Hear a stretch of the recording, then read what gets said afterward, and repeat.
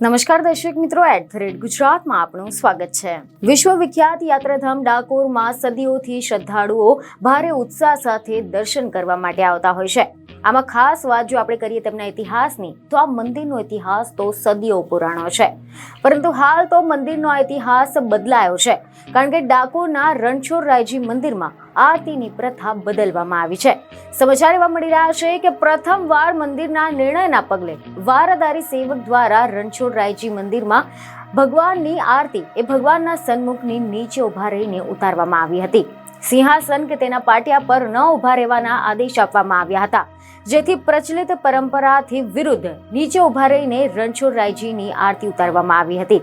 અને આ નિર્ણયને લઈને સેવકો તેમજ વૈષ્ણવોમાં ભારે નારાજગી જોવા મળી રહી છે।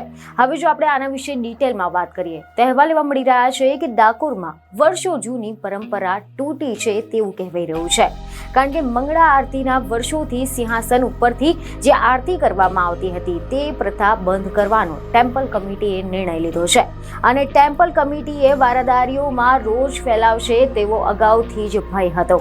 ડાકોર મંદિરમાં પહેલી વખત બંદોબસ્ત ખડકી દેવામાં આવ્યો હતો। 1 માર્ચ 2025 થી મંગળા સહિતના આરતી નિજ મંદિરમાં નીચે ઉભા રહીને કરવાનો ઠરાવ કરાયો હતો। વારાદારીઓ દ્વારા સન્મુખ નીચે ઉભા રહીને આરતી ઉતારી હતી। વારાદારીઓ દ્વારા ઠરાવને કાયદેસર પડકારીને ઉગ્ર વિરોધ કરવામાં આવશે તેવી ચીમકી ઉચ્ચારવામાં આવી હતી, જેથી ડાકોરમાં પહેલી વખત પોલીસે નિજ મંદિરમાં પ્રવેશ કરતા વિવાદ ઉભો થયો છે। વારાદારીઓએ પોલીસના પ્રવેશની ઘટનાને વખોડી કાઢી છે। નિજ મંદિરમાં આરતીની વર્ષો જૂની પરંપરા તૂટતા વારાદારીઓમાં ભારે આક્રોશ જોવા મળી રહ્યો છે।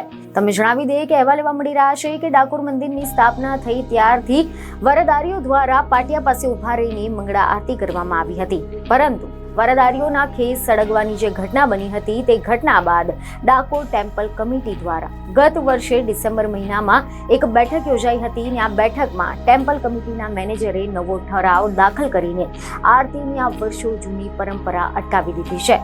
બીજને ખબરો સાથે ફરી મળીશું। ધન્યવાદ।